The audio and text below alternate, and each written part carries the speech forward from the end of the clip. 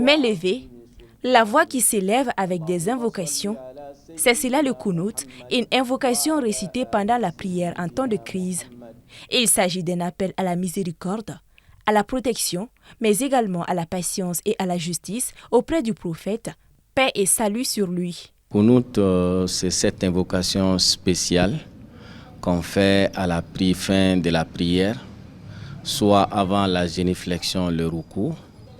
Et très souvent, on fait après la génuflexion, quand l'imam dit Sami Allahu liman hamdahu à la dernière rakat.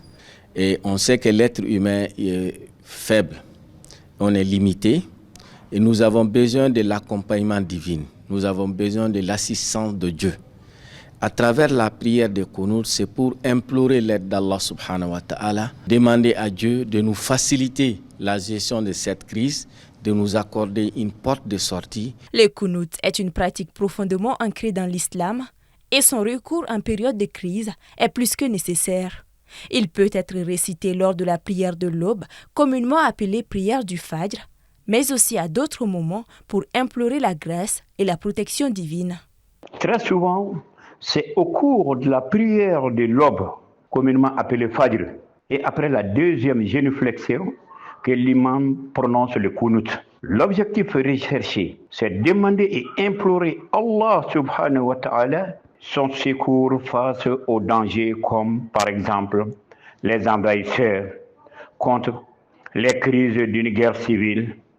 Le prophète, paix et salut sur lui, l'a fait quand il a rencontré des difficultés durant un mois.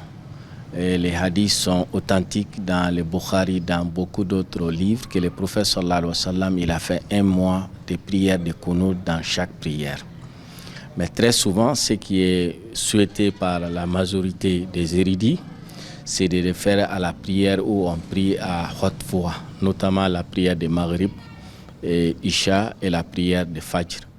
Pour les érudits, en cette période difficile pour le Mali, cette invocation spéciale est bien plus qu'une simple prière. C'est un acte de résistance, intérieure, un moyen de puiser dans sa foi pour affronter les épreuves. Ces érudits appellent donc les fidèles à la pratiquer avec conviction et dévotion.